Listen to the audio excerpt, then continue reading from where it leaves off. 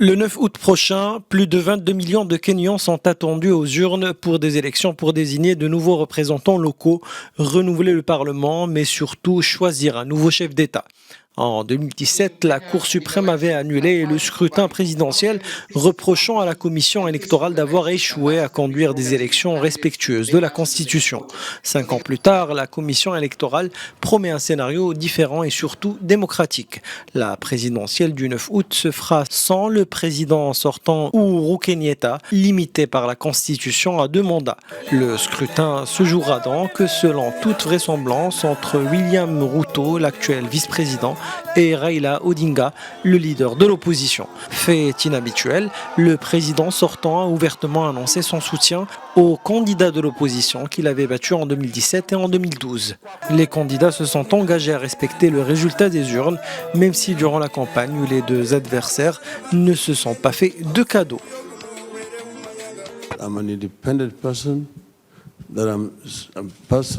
Je suis une personne indépendante, je suis une personne qui a une conscience et de fortes convictions. Je ne suis la marionnette de personne. Ce que les autres candidats ne vous disent pas, c'est que nous sommes prêts, le président sortant et moi, à travailler ensemble. How did it come about that we agreed to work together with the outgoing president, Uhuru Kenyatta? We must Le problème avec les alliances qui se font en ce moment, c'est que l'opposition et le gouvernement ne fournissent aucun effort. Il n'y a aucun horizon. C'est pourquoi ces élections sont bizarres. Après les violences post-électorales observées ces dernières années, les observateurs scrutent avec inquiétude la manière dont s'écrira le prochain chapitre de l'histoire du pays dans une région stratégique mais instable.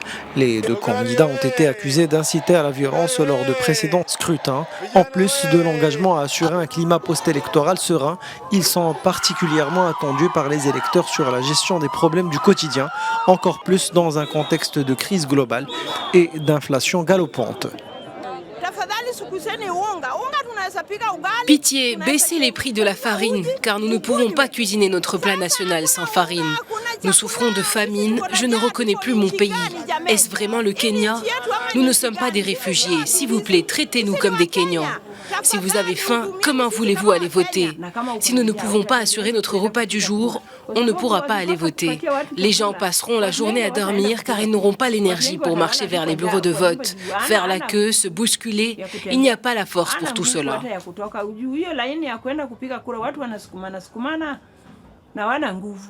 Pour éviter une répétition du scénario de 2017, la commission électorale a insisté sur ce qui avait été le plus problématique, la transmission des résultats. Cette année, les résultats annoncés dans les bureaux de vote seront définitifs, même le président de la commission ne pourra pas les modifier. De plus, un collectif citoyen d'observation des élections a prévu de déployer 5000 observateurs dans les bureaux de vote à travers le pays le 9 août. Leur présence dissuadera les tentatives de fraude.